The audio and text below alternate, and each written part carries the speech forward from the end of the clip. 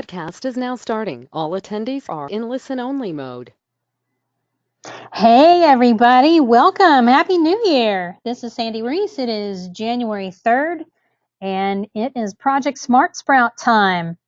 We're going to be talking today about building your donor base and finding your next 100 volunteers, donors.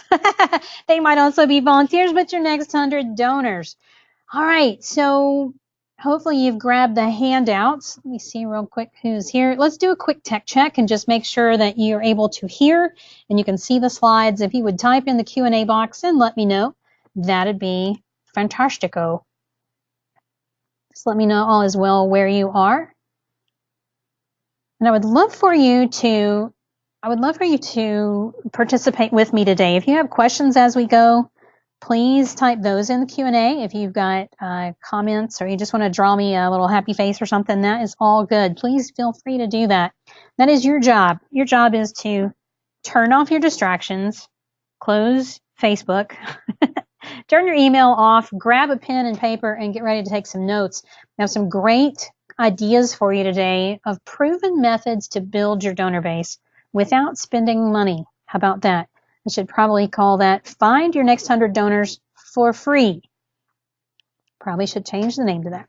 All right, well, that's what we're talking about today because in fundraising, having that big donor base is critical. If you just had an amazing year-end, congratulations. If you did not, you may need one of a couple of things. You may need a bigger donor base. We're going to talk about that today. You may need some different messaging, and that's coming up in a couple of months. And by the way, I just shared yesterday in the Facebook group a list of all the webinars for the year with the titles, the presenters, and the dates. So if you want to stick those on your calendar, please do so. I will give you a caveat that there's a couple of them that are subject to change. I've got a couple of things I need to check on. We've got some presenters that their webinars might be during spring break. I need to double check that. We ran into that last year and had to switch a couple around. And if we do, I'll give you as much heads up as I can about that happening. But I wanted to give you an idea of what's coming this year, what we're going to be talking about. If you've been in Project SmartSprout for a little while, I always freshen up the webinars. So I always add something new. I always add some fresh examples. And we got a lot of new stuff coming this year. You may have seen that announcement in the Facebook group as well. We've got some swipe files coming for you. And what that means is it's going to be a file of examples with ideas you can swipe. I'm working on a Giving Tuesday swipe file right now, and you're going to see campaigns, you're going to see emails and Facebook posts, and you'll be able to look through those and go, wow, that's really interesting, and see sort of their whole campaign and how it fit together and how the organization did. We're going to do a newsletter swipe file this year. So you're going to see examples of newsletters. We're going to do an appeal swipe file, so you get to see examples of those. So we've got some really cool stuff coming up. We also are going to do some challenges this year to get you moving and taking action on some things. We got some contests that we're going to have with some cash prizes. I think you're going to be interested in those. So there's a lot of really cool stuff coming this year. I think you're going to enjoy it, and there's definitely something for everybody. This is one of my favorite topics to talk about, having done donor acquisition for probably close to 20 years at this point. I have tried all kinds of things to bring in new donors, and what I want to do today is give you some ideas about what works. And as I mentioned earlier, a lot of these ideas are things you can use for free because I don't want you spending a ton of money when you don't have to. You can spend money to go find new donors, but how about let's do it without spending money first if we can. That's just how I like to roll. Why do you need a big donor base? A big loyal donor base is like having a mountain of money. When you have people around you who care about what you're doing and they want to see you succeed, they will give, and they will give frequently, and they'll give big gifts. One of my clients texted me over the holidays, it was a couple days after Christmas, and he said, OMG, we just got a $20,000 donation. I was like, that is awesome. Tell me more. Like, where did this come from? And he had attended our Inspired Fundraising Retreat last summer, and one of the things that he picked up was love on your best donors. Send them a handwritten note card, give them an update. And that's one of the things we talk about is donor acknowledgement. And so he did this. He came home and immediately sent about a half a dozen handwritten cards. There's no ask, just a thank you so much. Here's what's going on, and all this happened because of you. And he didn't really hear much from that donor until his $20,000 check showed up, and he was thrilled. I said, well, I guess you're a believer in the power of stewardship now, right? And he said, yes. Why am I telling you that story? Because that donor was not a major donor before. That donor was just part of his donor base. And when you take care of those people, when you nurture them, when you make them feel good, they're going to give and give again. Now, there is a game of numbers involved here. And what I mean by that is the more people that you have in your donor base or in your donor family or on your list, however you want to think about it, the more people you have, the more of them who are going to give. You see, not every single person is going to give every month or every time you ask. Some of them are only going to give once a year. Some of them are going to forget. They're going to give to something else, or they're going to have lost a job and they can't give right now. There's all kinds of things that are going on. But the bigger your donor base, the more people who will give and the more major gifts that are going to bubble up out of that. So it really behooves you, especially if you're in this ramp up phase, if you're still just getting your nonprofit off the ground, if you're still growing to that spot where you want to hire staff or you want to pay yourself or there's some other things you want to have happen, you need to be building your donor base. And this is something you have to focus on. You can't just do this every now and again. You got to really focus on it. I found myself when I was sitting in the seat of having the fundraising responsibility on my shoulders, I got into the habit of looking for donors everywhere, and it really paid off. So I'm going to share with you today some of the strategies that I've used myself. Even though they might be 20 years old, they're still going to work today. Now, let me show you something that I think is pretty cool.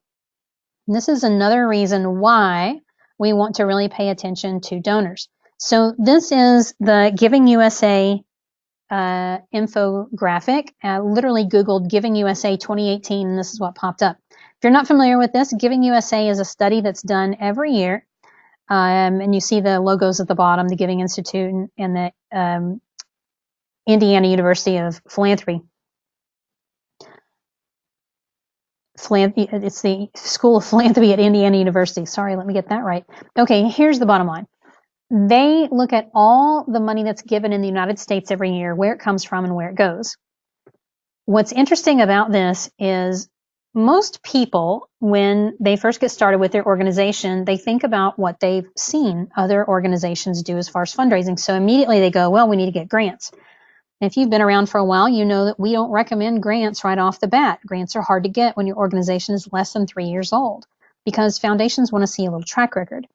Or you might think about, we'll just go to the local businesses. Well, businesses tend to give to projects and events that are targeting audiences that are similar to their target audience, so similar to their customers. So the Giving USA shows us a breakdown. Look over on the left at this circle grid. It used to be a pie chart. Now it's this like donut thing. Of the $410 billion that was given in 2017, this information is compiled from data from 2017, 70% of it came from individuals, and that's up 5.2% from the previous year. So 70%, that's almost 3/4. As a matter of fact, if you look at bequests were 9%, so those are also given by individuals. If you include the living and the dead, it's almost 80%. That's most of the money given in the United States comes from individuals, not from foundations, not from corporations, although those are revenue streams you don't want to ignore when you're ready for them. Individuals. Individuals are the largest source of untapped potential for every nonprofit. You can write that down. Nonprofits need to focus on individuals. Individuals are the largest source of untapped potential for every nonprofit. So this is why we want to focus on growing your donor base. The other part of this is really interesting is over on the right-hand side. It shows you some of the top kinds of nonprofits that received this $410 billion. The very top one is religion, and that really shouldn't surprise you. Almost every religious organization has a service every week, and they pass the plate every week. So there's people giving to churches and synagogues and so forth every week. Education is next, and that doesn't surprise me either because you have some really big, prestigious universities that have some very sophisticated fundraising going on. Human services, I love that it's third, and that's going to be food banks and domestic violence and housing and things like that, just anything that's basic human services.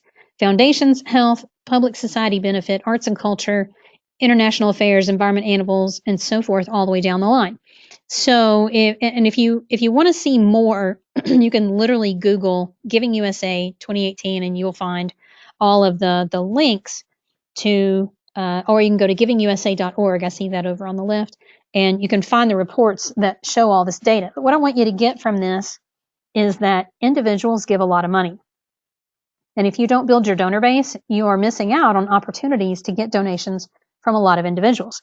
The other thing that I like about having a big loyal donor base is that if you lose a donor, it's not something you can't recover from. So if you have 1,000 people who are each giving you $50 a year and you lose 1 or 10 or 20, it's not going to cripple your organization. If you're working on finding new donors, you'll replace those pretty quick.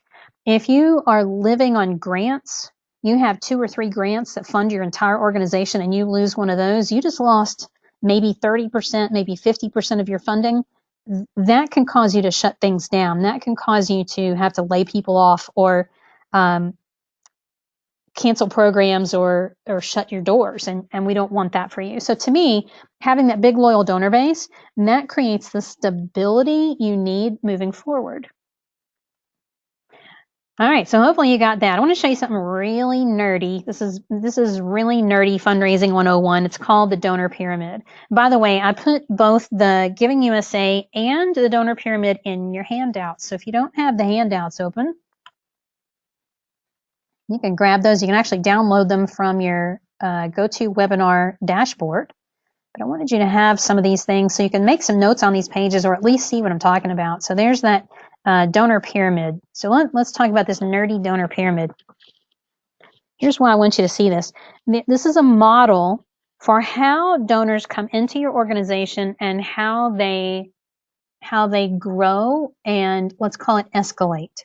So down at the bottom, you see the base of this pyramid is nice and wide. That means there's a lot of donors down at the bottom, and it gets really narrow until it comes to a point at the top. So there's fewer donors at the top. Down at the bottom, we're giving much smaller donations. So if you think about it, it makes sense. Somebody responds to your direct mail acquisition piece. In other words, you've rented a list and you send out a letter, which don't try that until you talk to me. There's so many places that can go wrong if you don't know what you're doing. But you can be successful with that. Renting a list, sending a letter, you're going to get that $25 gift. You're going to get that $50 gift. You are probably not going to get a $10,000 gift on acquisition. Although I've done it, and it's kind of crazy, but that was 1 out of probably 1 million names, literally 1 out of 1 million names that were mailed. It's not going to happen very often. Typically, you're going to get smaller donations on direct mail when you're finding brand new donors.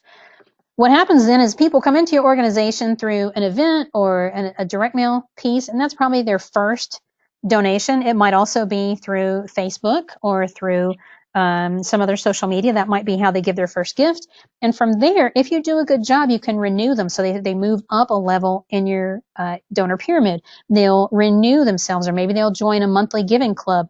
And then if you're really lucky, some of them will move up to the next level, which is major gifts. Some of them will go from giving $50 a month to giving $5,000 a year, or maybe $2,500 a year, whatever they give, but they will self-identify. They will move themselves up into that major gift category. And then the holy grail of all this is planned giving. So you'll have some of your major donors who will actually leave you in their will, and that is the ultimate gift that somebody can give. So you look over on the left side of the pyramid, the amount of the contribution goes up as you move up the pyramid. If you look on the right side of the pyramid, the level of involvement, so the amount of time and the person-to-personness that you're going to need to be involved in also goes up. So when you're down at the bottom doing events and direct mail, you can do that one-to-many. You don't necessarily have to get face-to-face with people in order to get that first donation. If you want to get a planned gift, you are almost going to have to get face-to-face with people. You don't have to.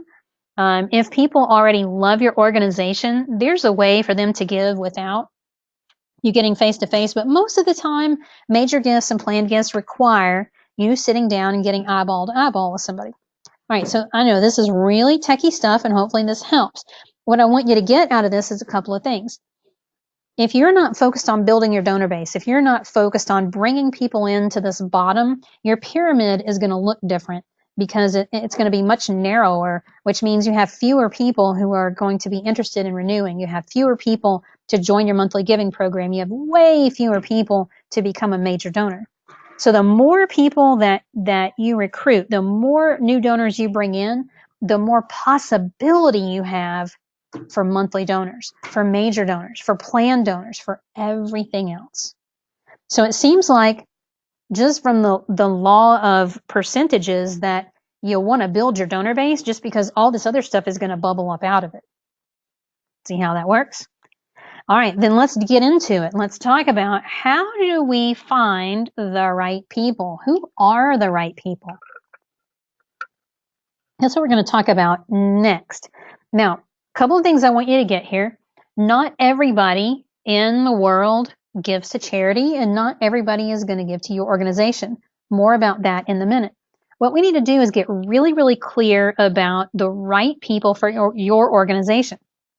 So if your organization, if you are rescuing animals, the right people to give to animals may not be the same ones that would give to support the homeless. And that may not be the same people that would give to support a counseling center. Those might be three very different donors. People tend to give based on what they're interested in, and that may have something to do with their experience. So if someone has benefited from the services of hospice, then they might be more likely to give to a hospice organization than someone who has never had need for services for hospice. You see how that works? So we got to get really clear on who the right people are. If you go out in the community and you're like, I'm just going to try to approach everybody and surely somebody will give, it's not going to work out real well for you. So I want to get really strategic here. We're going to use a marketing tactic in just a second to help you identify your ideal donor and get really clear about that person. But before I go into that, I want to show you some places where people tend to get stuck in finding the right people and building the donor base. The first is what I call the passion myth. The passion myth says that people must be passionate about our cause before they'll give. So I only want to find passionate people. And that's just not true. I remember a woman many years ago who had founded a horse rescue, and she was not even open to the possibility of other people giving to the organization unless they were as passionate about the cause as she was. And I was trying to help her understand that doesn't help you to be closed off. If people's money, like, does their $100 still count even if they just care about it but they're not passionate about it? Like, the money still spends the same, so they don't need to be crazy passionate as you are. So just be careful about that. And know going in that you may not ever find anybody who's as passionate about your cause as you are, and that's okay. You just need people to care. They just need to be interested and they want to help you. Now, the more they care, the more likely they are to give, the more they will give. That's certainly true, but they don't have to match your passion. Broad appeal. This is where you think, oh, we'll just ask everybody in the community to give because everybody's going to care about what we're doing. And that's a similar thing because we're thinking that we care a lot about our cause. Everybody else must too. It's just not true. Not everybody is going to care about what you're doing. So we got to laser in on those people who are most likely to care. Inconsistent outreach is going to kill you. You got to work on donor acquisition all the time. What I'm hoping for you is that it will become a piece of radar in your head that's sort of on in the background, that anytime you meet somebody, that radar goes beep, beep, beep, beep. Is that a donor prospect for us? When you get to that point, you will start finding new donors everywhere. This is what happened for me.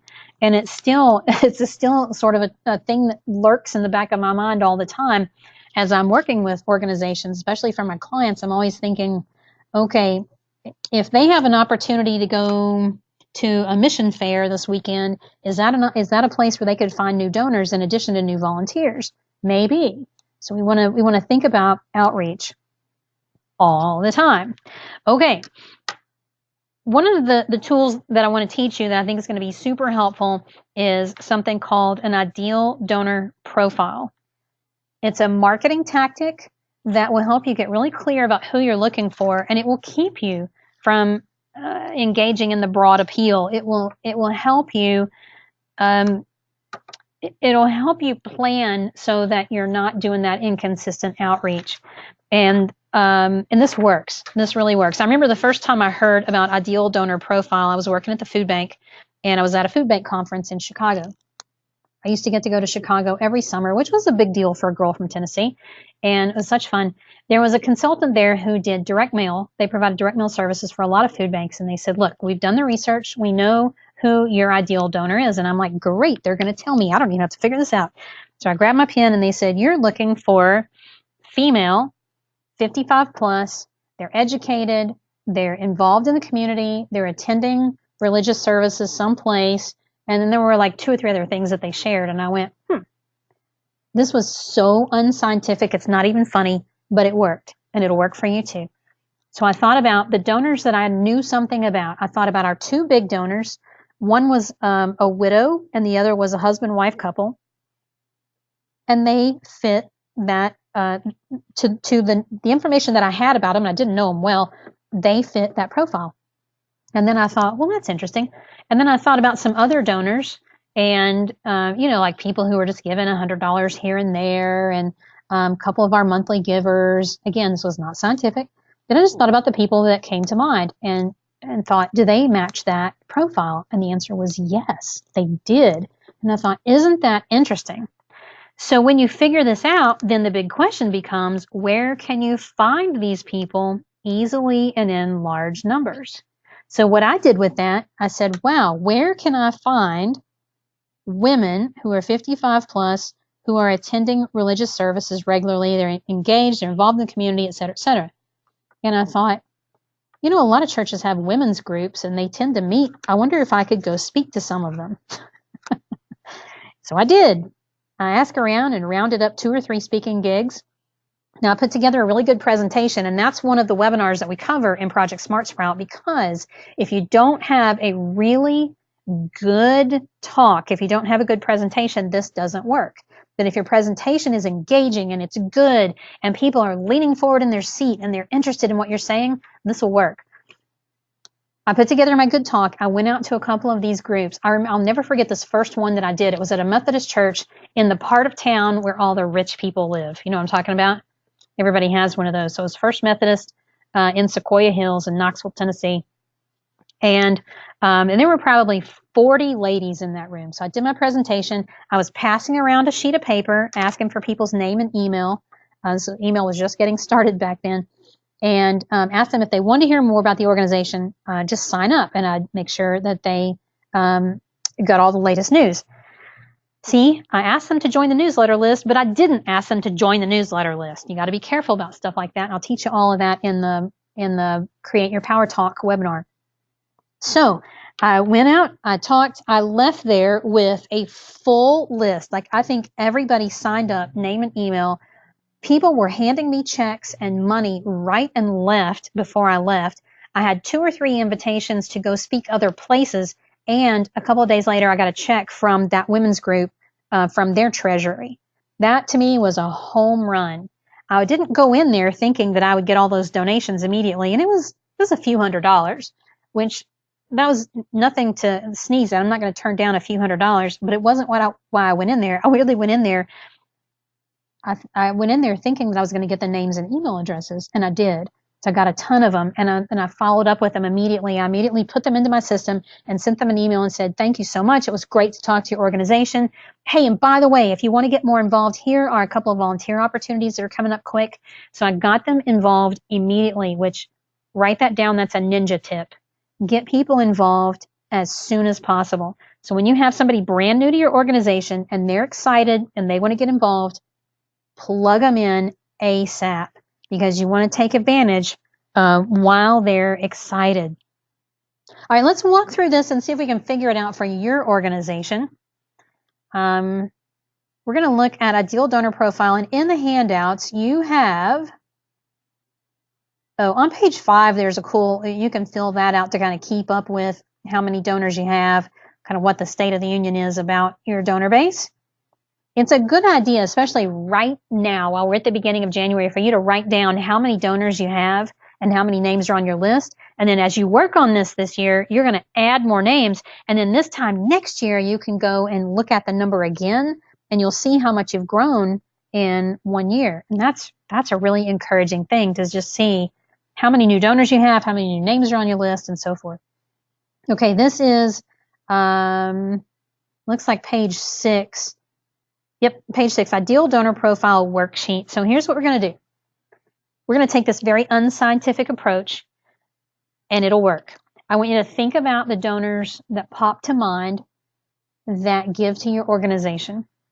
And we're going to walk down this list, and if you happen to notice that you do know the information, you can check the box or jot it down or whatever. And if you don't know, then just go, well, I don't know, and move on to the next one. So you want to start with, are your donors, do they tend to be female or do they tend to be male? If you got some of both, you can check either. If you don't know, then skip that one and go on. For some of you, I can tell you that your donors are probably women. Across the board, women tend to give, women tend to be givers more than men. And I think it's because, and here I go, I'm going to stereotype some things. I think it's because women tend to be a little more sensitive about causes. We tend to care about things, and we tend to take action faster than men. And I can use myself and my husband as an example. And I love that Anya and Catherine are here, because we give to a lot of animal welfare groups. We give to a lot of shelters and rescues and so forth. I tend to be more active and involved. He's way more sensitive about the animals than I am. And he goes out to Horse Haven every Sunday morning. He's out there for 3 to 4 hours taking care of horses with a couple of other people. He's on the Sunday morning shift. If I say to him, hey, come on, let's go get involved, he's right with me, but he's not going to go seek out the opportunities. I tend to be the one that goes like, ooh, look at this. There's a cat rescue in Philadelphia, and they're doing some really cool things. If I say to him, like, come on, let's do this thing, then he'll get on board with it, but he tends to not be an action taker as fast as I am. I'm the one that's like, oh my gosh, they're doing such good work. Of course I'm going to give them $25. I'll do that really fast. Now, is that just because I'm female? No, it's because I fit the profile for animal welfare. So if you know if your donors are mostly women, great. If you think that you got a lot of couples that are giving, you can write down that you've got couples. You want to also be really careful of that. Sometimes you'll get checks that are written on a joint account, so it might say Bob and Sandy Reese. Pay attention to who signs the checks, because the one who signs the check is probably the decision maker. They're the one who's like, oh, we should give money, or they're just doing it, and then the other one goes, oh, you gave $25 to the cat rescue. Oh, okay. That's kind of how this works. I would, Anya, yeah, crazy cat ladies, absolutely. I think, so total sidebar, I think women tend to be very sensitive to causes that affect children. We can't stand to see children suffering, children being neglected, going hungry, living in a car, not getting help in class, being bullied, any of that kind of stuff. Like, we can't stand that. We don't like to see animals abused, suffering, or neglected. We don't like to see the elderly abused, suffering, or neglected.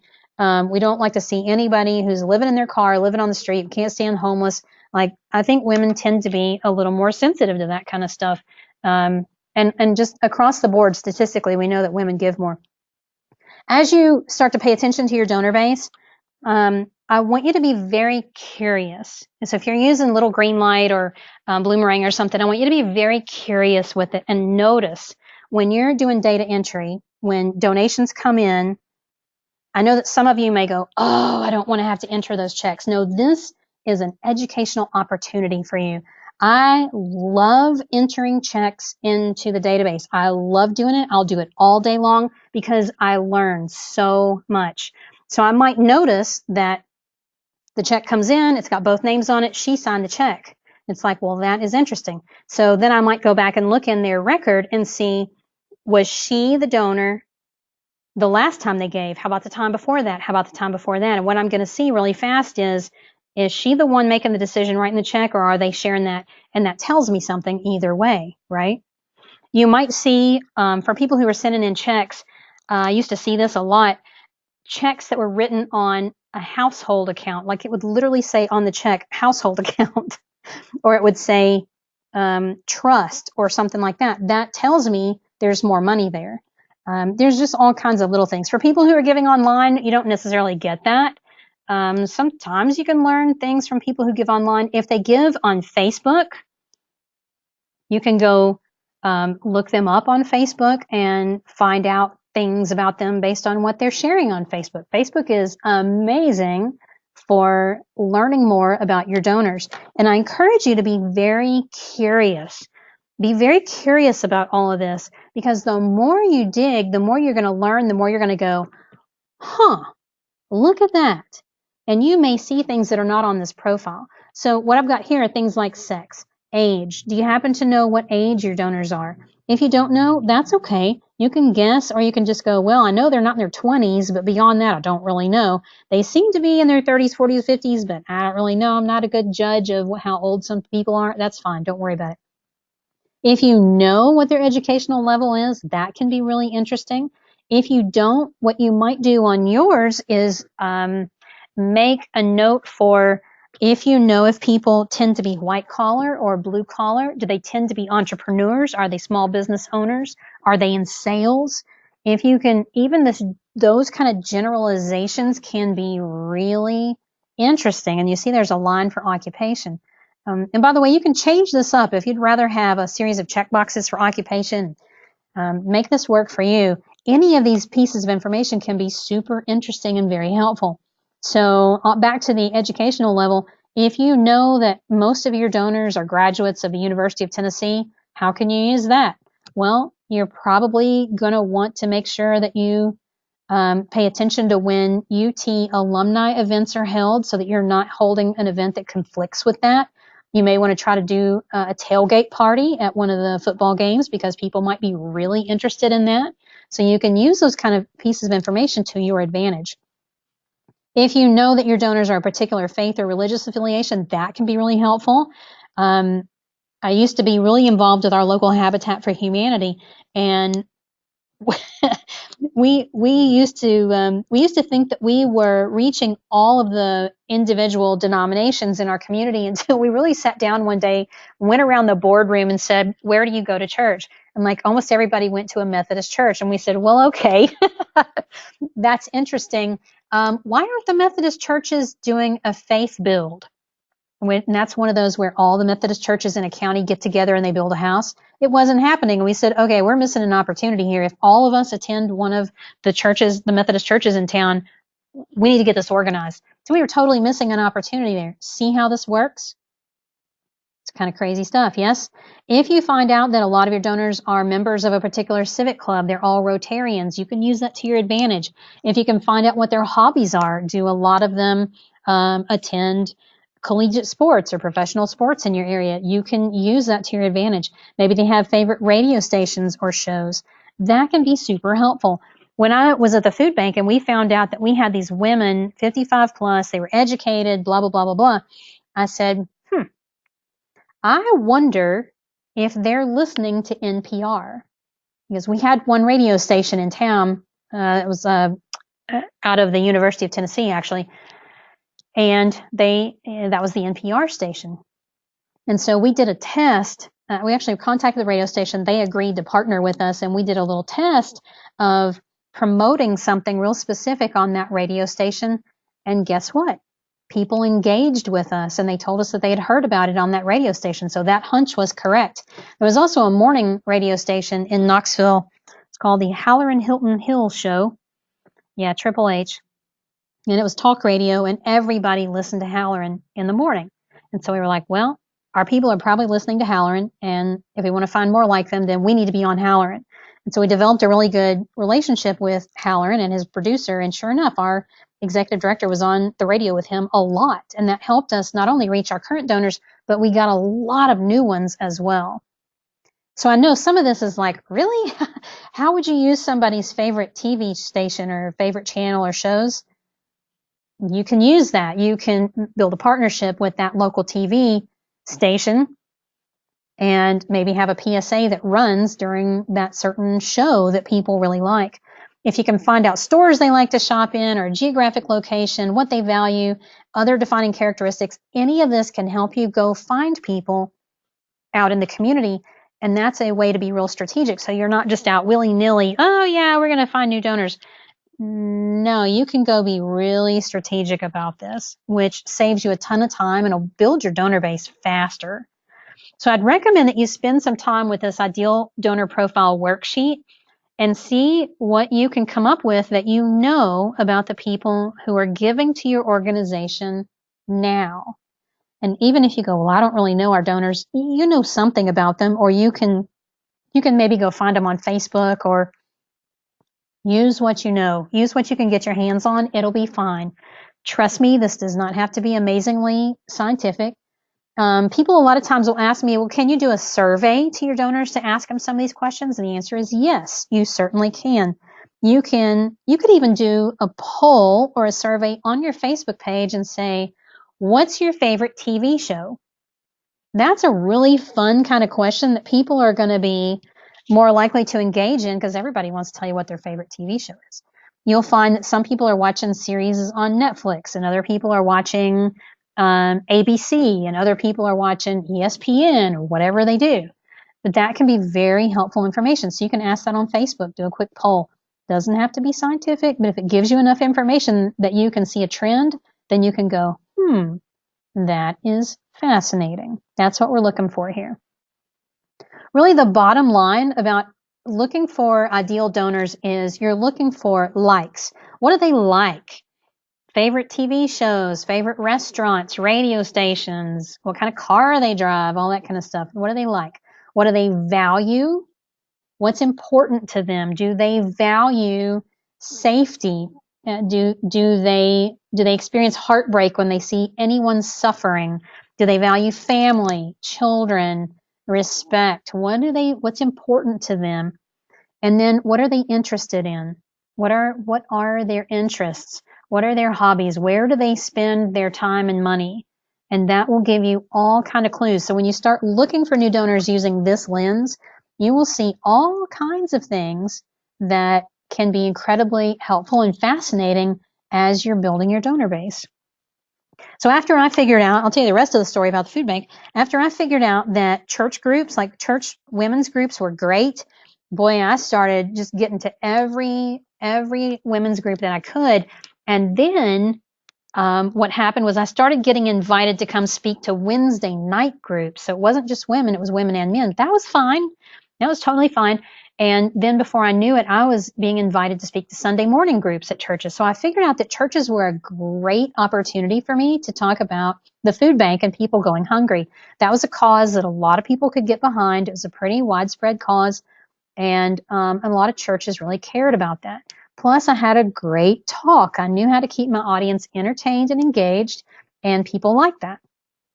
So the thing was, I just made sure I had a great call to action at the end. I had a way to scoop up as many names and addresses as I could, and off I went. Now, if you're sitting there thinking, ooh, I think churches would be a great group for us too, just know one thing. They're all different. They're all different. So if you think, well, I'm just going to get a list of the top 20 churches in my area, I'm going to send them all a letter, and then we'll get lots of invitations. It's not going to work that way. I've seen other organizations say, well, we're going to do a breakfast and we're going to invite every pastor to this breakfast. And well, that's probably not going to work either, because the pastor is not usually the one you want to target. The pastor is not the one that makes the decisions about things. There's usually a woman or two in the church that really hold all the power. Sometimes it's a man. And what I mean by power is they're the ones that get things done. They're the ones that if they say, hey, let's bring in Anya Doley to talk about rescuing cats, everybody will go, oh yeah, that's a great idea. So that's who you got to figure out church by church what their format is and who you need to talk to. It's kind of a pain, but that's how you want to do it. That's the way to approach it that doesn't waste your time. And honestly, the very best thing you can do is ask your board, ask your volunteers, ask your coworkers. If you're looking for church groups, ask them if they have a women's group, a men's group, or any other groups who look for speakers. If they're inviting in speakers, that's who you're looking for. And that word of mouth will help get you in, and that'll get you started, and then you can springboard from there. Okay. Now, I've got about 20 minutes, and I'm going to give you a ton of ideas. So I hope that you are ready. You are ready to start looking for new donors. This ideal donor profile is going to keep you from looking in random places that are not going to be really helpful and are not going to bear a lot of fruit. Keep this in mind as well. When you're looking for donors, you're looking for people who have some kind of link to your organization. In other words, they at least know who your organization is. Now, that could literally be that they are listening to you speak. They're in their Rotary Club, and you come and speak to the Rotary Club, and now all of a sudden that is their link. You're not going to go approach folks who have never heard of your organization and get donations. It just doesn't work that way. So you need a link. That's why I think speaking is a great way to get out and find ideal people and make that first initial connection, and off you go from there. They've also got to be interested in what you're doing. It's not enough to have a link to your organization. If they don't care about your cause, they're not going to give. And of course, you want them to have an ability to give, but that's not always the most important thing. So, for example, you might get an opportunity to speak to a group of students at the local university, and you might think, well, why do I want to go talk to them? They don't have any money. That might be, but their parents might have money, or they might be the best volunteer you ever had, or in 10 years when they're not in school anymore, they might become a board member or the best donor you ever had. So don't shut those opportunities down before you have an opportunity to check them out. Remain open. Remain open to possibilities. However, at the same time, you want to really keep this in mind that you're looking for a link, you're looking for interest, you're looking for ability. So if you're the cat rescue and you're talking about the construction company or the construction association, that may not be the right match for your organization. I mean, if you wanted to go try speaking to that group and just see what happens, good luck, but that may not be the right one. Okay, let's take a look at something else that I think is fascinating. You guys all know what a nerd I am when it comes to fundraising, and this is going to prove it right here. I'm going to earn my nerd badge in the next couple of minutes here. All right, let's use this bullseye to help you understand about reaching people in the community. It's so tempting to want to go buy a billboard on the interstate in your community and put up something that has your web link on it and think that you're going to get new donors that way. It doesn't work. And here's why. Let's imagine that the outer edge of this circle represents your whole community. Okay, so it's the entire population of whatever area you're raising money in. And if your organization is nationwide or international, then it represents either the whole country or the whole world.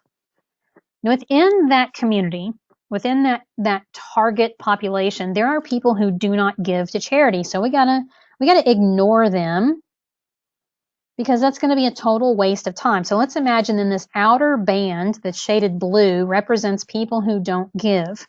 We're not going to waste time on them. But if you're doing things like billboards, which billboards can have their place in supporting events and supporting activities, but in and of themselves are not a great way. TV, being on TV, in and of itself, not a great way to get new donors, but in conjunction with other things can be very productive. But those things are going to reach everybody, and it's a shotgun blast. So let's go on down to the next circle, which is people who like your cause. They're probably giving to charity and they like what you're doing. So they're bent your way. They care about kids. They care about mental health. They care about animals or the environment or whatever it is. So they care, but they may not have heard of your organization because, hey, your organization is still young. Not everybody's heard of you yet. Again, that's why I think speaking gigs are pretty cool, that and pitching stories to the news, because that can help spread the word. All right. The next circle in is people who like your cause and they've interacted with you in some way but not given. So this could be somebody who has, for those of you in animal welfare, they've adopted from you, but they haven't given money. They've maybe attended an open house that your organization has held, but they haven't given money. Maybe they have volunteered with you, but they haven't given you money. So they've had some experience with your organization, but they haven't quite yet given you money. These are definitely people we want to target. We also want to target the ones who like your cause but haven't heard of you. They're just a little trickier to find. But these people right here, these are your prime suspects. So if you're not starting with this group, you're missing the mark. All the way on the inside the red dot is what I will call your nonprofit's family. These are your current donors, current board members, current staff, current volunteers, and maybe even some former board members, former volunteers, and so forth. These are your family. These people should be giving financially. If they're not, start here. So what you want to do is start in the middle and work your way out. You start in the middle by asking everybody who's already involved or engaged somehow with your organization to give. And then you go ask those people who have interacted with you but not given. You ask them to give. And then we start looking for, using that ideal donor profile, where we can find those people who like your cause. That's where that fits in, is in that next circle of like your cause. Hopefully this is making sense. Seems kind of silly, but it does work to start with your immediate family. Be very careful. It's easy to think that, oh, well, people are giving their time. They won't give their money. Give them the chance. You will have some that will. And if you make the decision to not ask them because you think they are already giving their time, you are actually taking that decision away from them, and that's not cool. I mentioned earlier Habitat for Humanity. Habitat, almost every Habitat affiliate uses a ton of volunteers to build and do repairs on homes. And it's easy to think, oh, well, Ed comes out here every day. He's on the construction site like 5 days a week. We can't ask him for money. Go ahead and ask Ed, because Ed may have something really specific he wants to give to. Ed's going to see things from a very different perspective. Ed's out there every day and he's meeting the families and the other volunteers, and he knows exactly what the needs are. He might love to give to support something very specific within the organization. Give him the chance. Now, certainly if volunteers say, nope, I'm going to give my time and that's my donation, respect that. That's cool. Take it all day long and make sure you have some way in your donor tracking software to note that. All right. So while you're in your inner circle and you're working your way out, we want to work through some things. I'm going to switch back to the handouts here. We're going to go to, what page is this? Page 9. So this is going to jog your thinking about your inner circle. So some of this we're going to laugh at. Start filling these out. If you have current friends that you have not asked for a donation for your nonprofit, you're missing the boat. You should do that. If you feel a little uncomfortable about that or awkward, then we need to give you a mindset shift, and here it is. You're not asking people to support you. You're asking people to support the life-changing work your organization is doing. So if you're doing, let's say, tutoring for kids after school, you're not asking your friend from college to support you. You're asking your friend from college to help you provide tutoring to these kids after school so that they can do better in school, so that they can learn to read better, so that they can have a shot at a better earning potential later in life. Former friends, yeah, here you might think of these more as friends that you've kind of fallen out of touch with. And Facebook is great to help us reconnect with people. Don't overlook anything. And this one I always have to laugh at, current family and former family.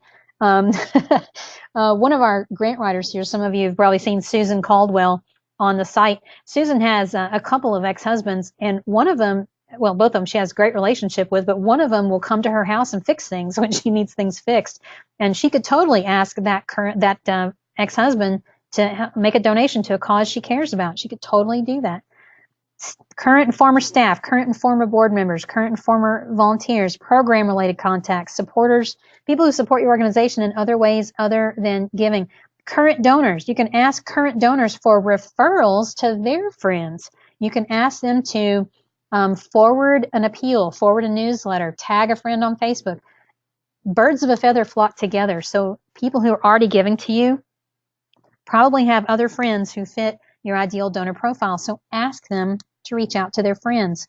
Event attendees. This is an interesting one. Event attendees are not automatically donors. They have attended your event, and that's a different thing. Events tend to be much more transactional in nature. You're looking for transformational donors here, people who give because they love the work your organization is doing. You want to have a strategy for converting event attendees into donors. Social media followers are very similar. It takes very little commitment to click the like button on your Facebook page, but actually engaging and giving, that's a whole different thing. How many times have you said, if we could just get every one of our followers to give $10, then we could meet our goal, right? It doesn't work that way. We all know that. Why? Because it takes very little commitment to click the like button. Even though the numbers are there and you think, oh, I'd love it. Gosh, I'd love it. I have a client that has 500,000 followers on her Facebook page. Yeah, Anya's saying all those people probably don't even see the post. That's right.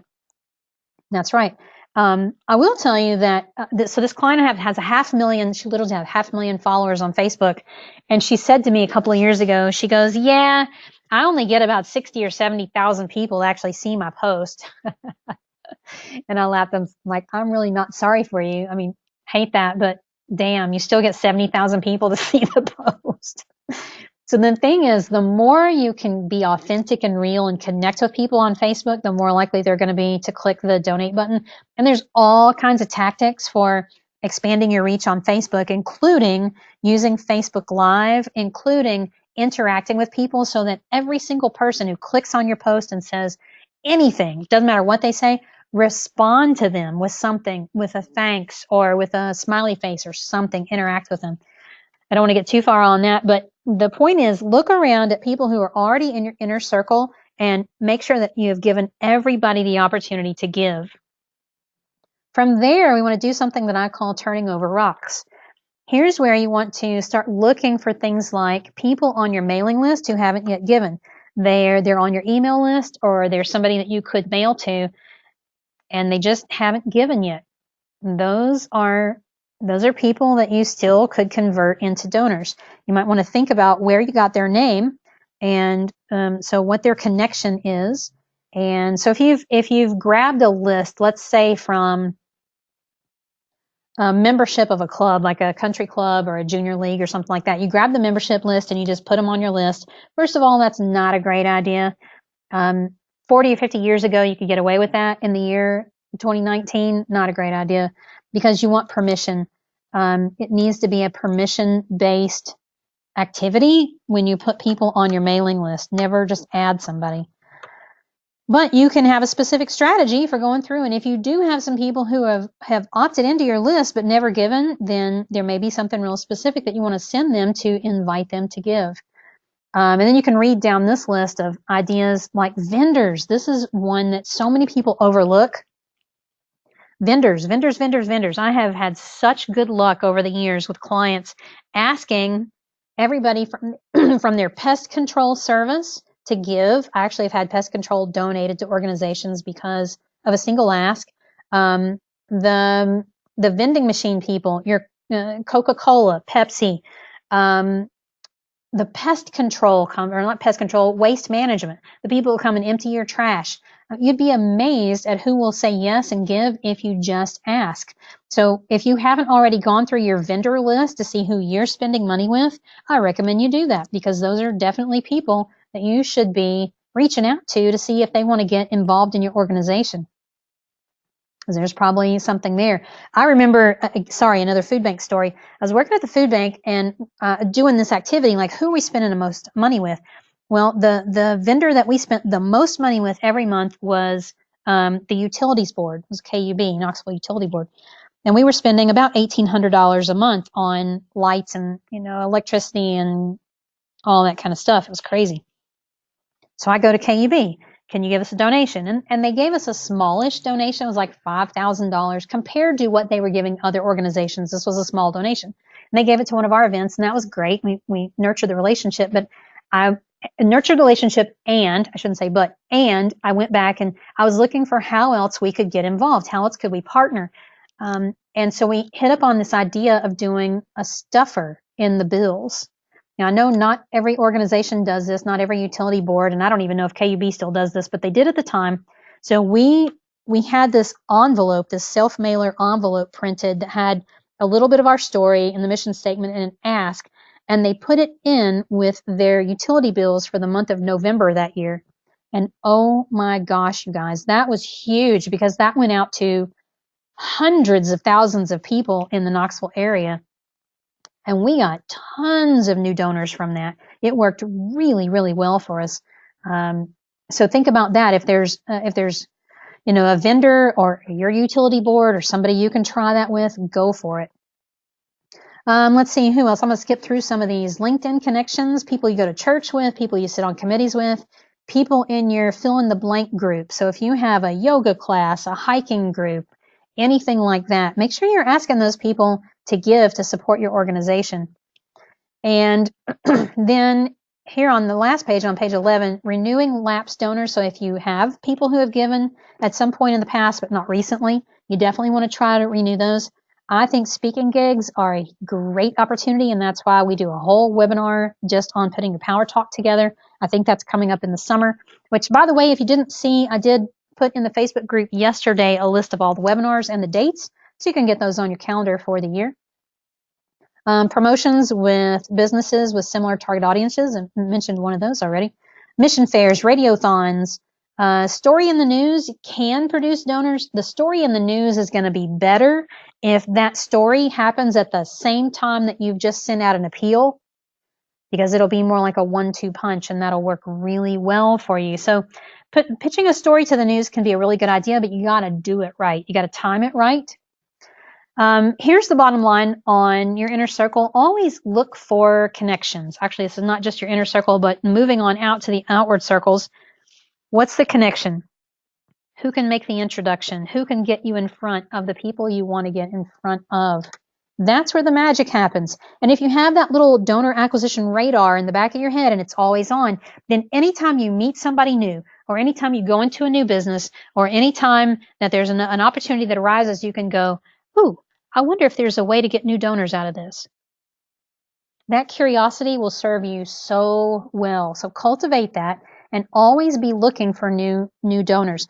One of the things I would recommend that you do is set a goal for the number of new donors you want for this year, and then break it into monthly goals. So if you wanted, let's say you wanted to add 100 new donors this year, and we divide that by 12, you need 9 really. You need 8 or 9 new donors a month. So that's like 2 or 3 a week. That's really manageable, and I think you can do it. And when you try some of this stuff out, when you try some of these suggestions that I've given you and you see that they work, you're going to get excited and want to do even more. That's certainly how it happened for me. All right, we've covered a lot of ground today. What have you learned? Have you got some takeaways? Are you going to go try some of these things? I'm very curious. If you want to let me know what things you're interested in trying, type those into the question box. And as always, I would love for you to look back through your notes and circle one thing that you can do in the next week to get started working on finding new donors for your nonprofit. Circle that one idea, that one thing, and then block off time on your calendar, either tomorrow or one day next week, to actually get started on it, because that's how you implement, that's how you get into motion with some of these ideas, and that's how you're going to get the most return on your investment for being part of Project SmartSprout, is taking action and actually seeing the results. What I would love for you to do is try out 1 or 2 of these things and then come back in a couple of weeks and let me know in the Facebook group how it's going. If it's working the way you want it to, great, let me know that. If it's not working the way you want it to, let me know that, and we can brainstorm how you might course correct it so you can get the results you're looking for. I'm here to support you, and the only way I can do that is if you come and tell me what's going on. So interact with me. That's what the Facebook group is there for. One last thing, we got a couple of more activities coming up. Our next webinar is 2 weeks from today. It's Thursday, January 17th, and Whitney Bishop will be presenting 3 lies and the truth. The 3 lies you need to stop believing and the truth about what's possible. It's going to be a session about mindset. Now, before you roll your eyes, let me just tell you that this is probably more critical to your success this year than all the practical, tactical stuff that I'm going to teach you. And you know I'm going to throw a lot of the practical, tactical stuff your way. But if you have a mindset that it's not going to work, your organization is too small, nobody cares about your cause, guess what? It's not going to work. None of it's going to work. So be there on the 17th, and Whitney will help you shift your thinking about a few things, and I think you'll really enjoy that session. And then we're going to switch up our Q&A a little bit this year. Instead of a quarterly Q&A, we're going to start doing a monthly family-wide coaching zone. So this is going to be for you all, for members of Project SmartSprout, for members of our ARF Club program, for our private clients, for people in our Quick Start program. So we're going to do this family-wide once a month and call it the coaching zone. So you're going to get the opportunity once a month to come, pick my brain, ask a question, get some support. Let me give you a new idea, a fresh perspective, get you unstuck, whatever you need. So that's coming up January 22nd at 3 p.m. Eastern. All right, you guys, that is it for today. Thank you for being here. Thank you for being part of Project SmartSprout. Go try these ideas out and then let me know how it goes. The more you interact with me, the more I know about your organization, the more I can help you. I want you to raise a lot of money this year. That's my goal, and I hope that's your goal too. All right, have a great rest of your day, and I will see you next time. Bye, everybody.